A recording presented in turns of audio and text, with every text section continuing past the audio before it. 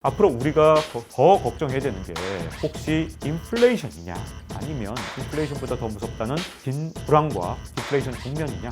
이제 더 이상 글로벌 공조라는 게 없습니다. 이 긴장 상태만으로도 굉장히 위험한 점이 뭐냐면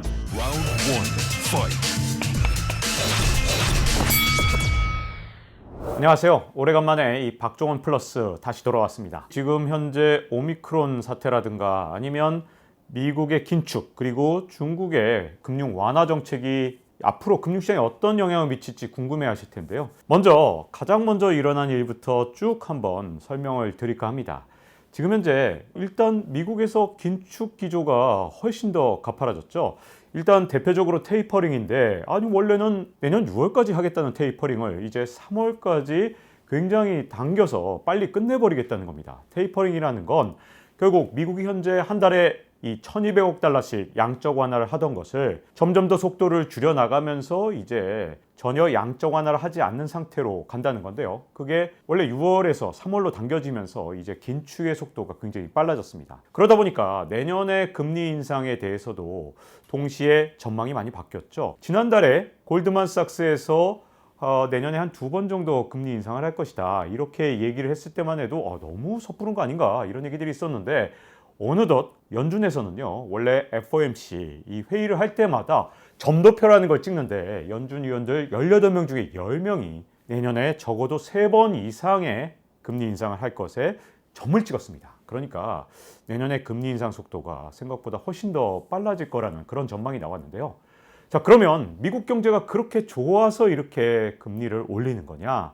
제가 이 과거에도 많이 말씀을 드렸지만 연준에서 그렇게 섣불리 금리를 인상한다는 게 쉬운 일이 아닙니다. 단 한 가지 경우에만 금리를 빨리 올릴 수밖에 없을 것이다 이렇게 설명을 드렸었는데 그게 바로 인플레이션이죠. 원래 파월 의장 같은 경우는 항상 인플레이션은 일시적이다 이렇게 주장을 해왔죠. 근데 이분이 갑자기 9월부터 태도를 바꾸면서 이게 조금 오래 갈 것 같다 이렇게 바꾸더니 이제는 자칫하면 인플레이션이 문제가 좀 있을 수 있다. 점점 더 심각하게 말을 바꾸고 있습니다. 실제로 지난달에 미국의 물가 상승률은 소비자 물가를 기준으로 6.8%가 올라서 최근 40년 만에 가장 높은 수치를 기록했거든요. 여기다가 생산자 물가는 이 통계를 내기 시작한 지 역대 최고치를 기록했습니다. 물론 통계를 낸 지가 한 10년 정도밖에 안 됐기 때문에 역대 최고치라 하더라도 한 11년 만에 최고치인데 이게 굉장히 심각한 수치거든요. 왜냐하면 미국과 같은 선진국에서 이렇게 물가가 빠르게 오른 적은 없었습니다. 그럼에도 불구하고 여전히 시장에서는 이 물가 상승률이 높은 게 일시적이다. 내년 상반기 정도까지 가다가 그만두지 않겠느냐 이렇게 얘기하시는 분들이 더 많은 건 사실이에요. 그런데 이렇게 물가가 계속 오르게 되니까 점점 더 우려하는 사람들이 늘어나고 있습니다. 저명한 경제학자이자 심지어 이 경제 관료까지 지냈던 레리 서머스 같은 분들이 대표적인 분들인데요. 레리 서머스 교수 같은 경우는 지금 이대로 가면 물가 상승률이 너무 심각하게 계속해서 높아지기 때문에 미국 경제에 심각한 위협이 될 수 있다고 보고 있죠. 문제는 물가 상승률이 내년 말까지 정도에서 대충 잡힌다면 문제가 없습니다. 그런데 이게 지금까지 디플레 국면이 계속되던 그런 경제 상황이 끝나고 한 5년에서 10년 이상 지속되는 장기 인플레이션 국면으로 뒤바뀔 수도 있다는 그런 우려가 지금 계속되고 있다는 건데요. 전에 여러분들께도 말씀드렸다시피 인플레이션 자체는 주가가 반드시 떨어지는 이유는 아니거든요. 어떻게 보면 실물 가격이 계속 오르니까 기업들 입장에서는 더 비싼 가격에 팔 수 있는 기업들, 가격을 설정할 수 있는 기업들, 가격을 고객에게 전가할 수 있는 기업들은 오히려 이윤이 늘어나는 효과가 있습니다. 그런데 뭐가 문제가 되느냐? 이렇게 물가가 계속 오르게 되면 어쩔 수 없이 금융당국에서 긴축의 속도를 더 빨리 가져갈 수밖에 없다는 점이 문제인데요. 자, 지금 미국의 정치 지형이 큰 문제입니다. 바이든 대통령이 정말 역대 대통령 중에서 1년차 대통령으로서는 지지율이 가장 낮은 편에 속하거든요. 그래서 지금 지지율이 한 40% 정도밖에 안 되는데 이분이 왜 이렇게 지지율이 낮은가? 미국의 여론조사 기관 입소스에서 여론조사를 해봤어요. 그랬더니 물가 대책을 제일 못하고 있다. 어느 정도 못하고 있느냐? 전체 이 여론조사 대상의 68%가 물가 대책이 너무 엉망이다. 이렇게 답변을 했습니다. 바이든 대통령의 지지율이 자꾸만 낮아지면서 트럼프 전 대통령보다도 5년차 대통령 그때보다도 지금 결코 좋은 지지율이 아니거든요. 근데 그 대표적인 이유가 바로 물가에 있는데, 자, 지금 파월 의장이 연임이 되면서 말이죠. 제가 보기에는 물가를 어떤 방식이든 막겠다는 약속을 한 게 아닌가. 그리고 그건 원래 연준의 본연의 임무이기도 합니다. 그러다 보니 뒤늦게 물가 상승을 어떻게든 좀 억제하기 위해서 할 수 있는 일은 결국은 금리를 좀 빨리 올리는 일이라고 할 수 있죠. 자, 그런데 여기서 문제점이 하나 있습니다. 원래 금리 인상이 좀 금리를 적게 올리고도 물가를 잡을 수 있는 방법이 하나 있어요. 이게 바로 예전 연준 의장이었던 폴 볼커나 앨런 그린스펀 의장이 애용하던 방법인데요. 바로 시장이 기대하는 것보다 금리 인상 속도를 훨씬 더 빨리 가져가는 겁니다. 이게 진짜 효과적이에요. 원래 시장에서 내년에 금리 인상을 한 두세 번 하겠구나 이렇게 생각하고 있을 때 기습적으로 금리를 한꺼번에 한 네다섯 번 올려버린다. 뭐 예를 들어서 내후년치까지 내년에 한꺼번에 다 올려버리면 물가 상승률 한꺼번에 잡을 수 있는 방법이 있습니다. 이 방법으로 폴 볼커나 앨런 그린스펀 전 의장이 물가를 순식간에 잡은 적이 있거든요. 자, 가격대 성능비라 그러죠. 금리를 조금 올리고도 물가를 잡을 수 있는 가장 좋은 방법은 시장의 예측보다 훨씬 더 빠른 속도로 올리고 그런 다음에 그 높은 금리를 조금 더 유지해가는 이 방법이 정말 좋습니다. 그런데 파월 의장은 이미 시장에 약속을 했어요. 앞으로 금리를 언제 올릴지, 얼마큼 올릴지를 여러분들에게 친절하게 알려드리겠습니다. 포워드 가이던스를 해드릴게요. 미리 다 예고해드리겠습니다. 이렇게 약속을 한 상태잖아요. 이 약속을 깨면 이제 연준은 신뢰를 잃게 됩니다. 이 약속을 왜 했느냐? 예전에 이 코로나19 위기가 터졌을 때 너무나도 많은 사람들이 공포에 떨었고 연준이 혹시라도 이상한 정책을 쓸까 봐 다 두려워했거든요. 이걸 안심시키려고 미리 약속을 해놨기 때문에 이제는 시장에 충격 요법을 쓰기가 굉장히 어렵습니다.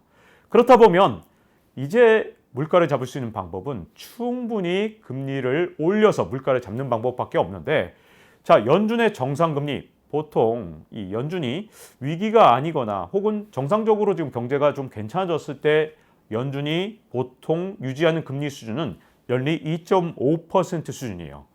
이게 평상시라면 문제가 없습니다. 그런데 지금 주가는 이미 엄청난 호황을 바라보고 또 저금리 상태에 적응을 한 상태에서 미국의 S&P 지수랑 나스닥 지수가 정말 날이면 날마다 신고가를 기록했던 그런 상황에서 지금 현재 금리를 올려야 되는 상황입니다. 그러다 보니까 뭐 종종 전설적인 투자자다 이렇게 불리는 폴 튜더 존스 같은 미국의 저명한 투자가 같은 경우는 만약에 연준이 이 기준금리를 정상금리 수준인 연리 2.5% 수준까지 빠르게 올릴 경우에 자칫하면 S&P 500 지수가 35%가 떨어질 수도 있다. 이런 경고를 했었던 거고요. 지금 만약에 미국의 물가 상승률을 충격요법으로 빨리 잡지 못한다면 정상금리 수준까지 갈 수도 있기 때문에 금리 인상 문제는 미국에서도 굉장히 심각한 문제가 될 수 있습니다. 다만 미국에서 지금까지 연준에서 금리를 올렸을 때 주가가 올랐던 적이 훨씬 더 많습니다. 원래 경제학 교과서에 따르면 원래는 말이죠. 이 경제 상황이 똑같은 상황에서 금리만 올리게 되면 당연히 주가가 떨어지는 게 경제학 교과서 수준에 나와 있는 글들입니다. 그런데 이 말이 왜 실제 경제에선 적용이 안 되고 금리를 올릴 때 대체로 미국의 주가가 올랐느냐? 그 이유는 미국 경제가 아주 좋을 때만 미국의 연준이 금리를 올렸기 때문이에요. 그렇기 때문에 이게 좀 닭이 먼저냐 달걀이 먼저냐 이런 문제가 좀 있지만 중요한 사실은 대체로 금리를 올렸을 때 미국의 주가도 좋았다. 이게 일종의 증권가에서 일하는 사람들 대부분의 머릿속에 이게 박혀 있습니다. 테이퍼링 할 때도 주가가 좋았고 그 다음에 미국에서 연준이 금리를 올릴 때도 주가가 좋았다. 이런 생각들이 박혀 있기 때문에 지금 당장은 아주 큰 하락세가 있거나 하진 않습니다. 그런데 과연 이번에 연준에서 금리를 인상할 때도 정말로 인상하고 난 다음에도 주가가 좋을 것이냐, 아니면 폴 튜더 존스의 경고대로 이번에 금리를 올리게 되면 주가가 큰 폭으로 하락할 수 있는 상황이냐, 여기에 변수는 바로 이 세 가지 정도를 꼽을 수 있다고 저는 생각을 하는데요. 첫 번째는요, 과거의 금리 인상기랑 굉장히 달랐던 점 중에 첫 번째가 바로 인플레이션입니다. 지금까지 미국은요, 한 40년 정도 인플레이션 국면에서 벗어나서 물가가 점점 낮아지거나 혹은 물가 상승률이 낮아지는 상태, 오히려 디플레이션을 걱정해야 될 상태에 있었습니다. 그런데 이제 미국의 소비자 물가 상승률은 40여 년 만에 최고치를 계속해서 넘어서고 있거든요. 이렇게 물가 상승률이 높을 때 금리를 인상한 적이 최근 한 40년 동안 별로 없었습니다. 그런데 물가 상승률이 높을 때는요, 경제 상황을 봐가면서 천천히 금리를 올리는 게 쉽지가 않아요. 왜냐하면 경제 상황만 보는 게 아니라 물가가 너무 높네. 이거 할 수 없다. 금리를 좀 빨리 올려야지. 이렇게 약간 금리 인상 속도가 경제 회복 속도보다 더 빠른 경우가 자주 일어나거든요. 그렇기 때문에 첫 번째 문제는 인플레이션이 문제가 됩니다. 그리고 두 번째는 중국의 역할이 바뀌었다는 겁니다. 사실 중국이 WTO에 가입한 이후에는 중국이 세계의 공장 역할을 해주면서 이 전 세계 물가를 좀 낮춰주는 역할을 해왔습니다. 그런데 이번에 중국의 경제 상황이 심상치가 않습니다. 중국이 이제 더 이상 과잉 투자를 하지도 않고요. 그리고 또 하나 문제는 중국에서 생산자 물가가 지금까지 사상 최고치를 기록할 만큼 굉장히 높은 상태에서 이전 물가를 계속 새로 경신하는 상황입니다. 이렇게 중국의 생산자 물가가 계속 높아지면 전 세계 물가가 올라가는 효과가 있거든요. 여기다가 위안화 강세, 중국의 위안화가 최근 들어서 계속해서 강세를 보이고 있죠. 원래 통화 전쟁을 하면 자국 통화를 끌어내리는 법인데 지금 전 세계가 지금 물가가 계속 올라가니까 이번에는 거꾸로 자국 통화를 끌어올리는 겁니다. 그래서 미국하고 중국이 서로 경쟁적으로 통화 가치를 끌어올려서 자국의 물가 상승률을 남의 나라에 떠넘기는 작전을 쓰고 있어요. 그러다 보니까 중국이 이제는 물가를 끌어내리는 역할을 하는 게 아니라 전 세계 물가를 끌어올리는 역할을 하고 있죠. 자, 그리고 세 번째 문제점이 있는데 또 하나가 뭐냐면 과거에 글로벌 금융위기 때나 이럴 때는 미국과 중국 굉장히 공조가 잘 됐습니다. 전 세계가 참 사이좋게 유럽이 어렵다 그러면 미국도 서로 도와주고 이러면서 유럽의 재정 위기도 전 세계가 같이 손모아 같이 해결을 했었죠. 그런데 지금은 굉장히 경제 상황이 다릅니다. 서로 거의 패권 다툼, 너 아니면 내가 죽지 않으면 이 상황이 패권 다툼이 끝나지 않겠다라는 절박함 속에서 싸우고 있거든요. 그렇기 때문에 이제 더 이상 글로벌 공조라는 게 없습니다. 그리고 미국과 중국만 패권 다툼을 하는 게 아니라 지금 미국과 러시아 사이에서도 일종의 패권 다툼이 시작됐죠. 이건 패권이라기보다는 일종의 전략적 싸움, 전략적 전쟁이 시작됐다고 해도 과언이 아닌데 대표적인 게 바로 우크라이나 문제입니다. 러시아가 지금 우크라이나 국경에 10만 명에 가까운 병력을 배치시켰고 여기에 그냥 병력만 배치시킨 게 아니라 군 장비도 굉장히 많이 동원이 됐고요. 심지어 군 병원까지 동원이 된 상태입니다. 정말로 전쟁이 임박한 것처럼 위협을 하고 있는데 물론 실제 전쟁까지 가지는 않을 거라고 믿고 싶지만 문제점은 이 긴장 상태만으로도 굉장히 위험한 점이 뭐냐면 러시아가 바로 자원 부국이라는 게 문제입니다. 러시아가 자국의 자원을 이용해서 계속해서 천연가스 가격이 올라가는 방식으로 압력을 넣을 수도 있고요. 유럽을 향한 수출을 줄이거나 또는 이걸 통해서 압박하는 게 가능합니다. 더군다나 이 천연가스의 송유관이 현재 우크라이나를 통하고 있기 때문에 이것도 굉장히 큰 문제고요. 러시아, 유럽 사이에 새로 만든 노스트스트롬도 어떻게 될지 지금 굉장히 불확실성이 커진 상태입니다. 만약에 미국과 러시아 그리고 유럽과 러시아의 긴장 관계가 계속된다면 이는 에너지 가격 상승으로 계속해서 문제를 가져올 수 있거든요. 전쟁을 직접 하지 않는다 하더라도 긴장 상태만으로도 세계 경제에 큰 문제를 계속해서 불러일으킬 수 있는 사태라고 할 수 있습니다. 자, 이렇게 세계가 공조하던 세상에서 세계가 일종의 경쟁하고 거의 전쟁, 총성 없는 전쟁을 치르고 있기 때문에 현재로서 불안 요인이 계속해서 되고 있는데요. 이게 전부 다 어떤 문제를 만드냐면 지금까지 정교하게 만들어진 글로벌 공급망을 위협하면서 세계 물가를 끌어올리는 역할을 할 수 있다는 겁니다. 이제 우발적으로 총성 한 방이면 자칫하면 물가가 내년에 어떻게 될지 모르는 상황이죠.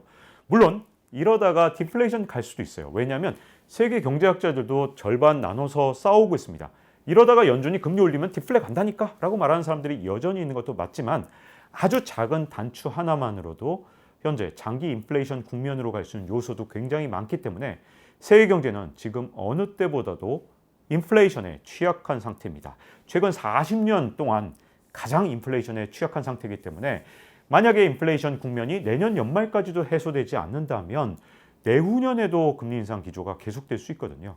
자, 지금 미국 연준에서는 내년에 3번, 내후년에 3번 이렇게 금리를 계속해서 올리게 되면 내후년에는 1.5에서 1.75 정도 되는 굉장히 최근 들어서 상당히 높은 수준까지 금리가 올라가게 되고요. 이는 자산 시장을 압박하는 건 나중 문제고요. 일단 빚을 지고 예를 들어서 부동산 투자를 하셨거나 주식 투자를 하시고 있는 분들한테 다달이 갚아야 되는 이자 부담이 굉장히 커지기 때문에 빚 관리를 굉장히 잘해야 되는 국면으로 넘어갔다고 보고요. 이제 앞으로 이제 우리나라 증시나 아니면 우리나라 금융시장이 어떻게 되느냐, 이 부분에 대해서도 굉장히 많은 관심을 갖고 계실 것 같은데요. 지금까지 미국이 금리를 올렸을 때 우리나라 증시는 미국 증시랑 달리 일종의 미국하고 달리 가는 디커플링 현상을 겪었던 적이 굉장히 많거든요.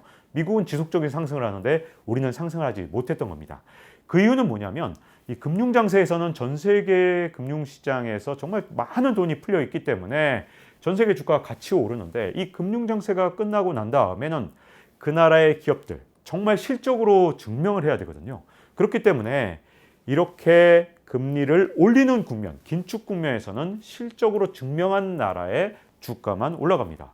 자, 이제 금융 장세가 끝나고 우리나라의 실적으로 증명해야 되는 상황이 되면 결국 우리나라는 수출 중심의 국가이기 때문에 수출이 중요하고요. 우리나라 전체 수출의 33%, 3분의 1이 좋든 싫든 중국과 홍콩으로 하는 수출이기 때문에 3분의 1 진짜 엄청나잖아요. 이 수출을 중국과 홍콩으로 하는 상황에서 결국은 중국 경제가 어떻게 되느냐가 굉장히 중요하고요. 자, 2008년 글로벌 금융위기 이후에 2012년 이후 우리나라 경제가 좀 빠르게 그래도 회복을 했던 이유는 그 당시에 중국이 엄청나게 돈을 풀었고 그게 설비 투자로 이어지면서 우리나라의 기자재 수출이라든가 중간재 수출이 늘어났기 때문에 가능했던 일이거든요. 그런데 지금 중국 경제가 심상치 않은 게 정말 갈기자를 지금 현재 횡보를 하고 있습니다. 왜 그러냐면 미국이 지금 현재 돈줄을 죄기 시작하니까 중국도 그거에 대비해서 긴축 정책을 미리 써왔단 말이에요. 그래서 어떤 나라보다도 돈줄을 쬐던 나라입니다. 이 다른 나라가 양적 완화로 지금 중앙은행의 자산이 굉장히 급격히 불어났는데 중국만은 중앙은행 자산, 이 GDP 대비 중앙은행 자산이 줄어들었습니다. 다른 나라가 양적 완화를 할 때 어떻게 보면 역양적 완화, 이미 긴축 정책을 하던 나라였다고 볼 수 있는데, 그랬더니 부동산 시장이 엄청나게 불안해지면서 헝다 같은 부동산 재벌이 벌써 파산 위기 상태고, 그뿐만 아니라 제2, 제3, 제4의 이 헝다가 계속해서 등장할 것이라는 위기감이 현재 고조되고 있는 상황입니다. 그러다 보니 갈기자 행보를 하는 거예요. 왜냐하면 긴축 정책 좀 비슷하게 하더니 갑자기 중국에서 지급 준비율을 낮췄고요. 여기에다가 혹시 이것도 부족했다고 생각했는지 중국의 기준금리, 사실상의 기준금리를 인하한 셈이 됐습니다. 자, 그 얘기는 지금 현재 중국 정부가 완벽하게 중국 시장을 통제하지 못하고 있다라는 불안감을 줬죠. 그래서 이번 주 월요일에 우리나라 증시가 큰 폭의 하락세를 보였는데 그 이유가 중국 시장에 대한 우려가 커졌기 때문입니다. 자, 이 상황에서 문제점은 오미크론이라는 게 지금 현재 전 세계를 강타하고 있다는 거예요.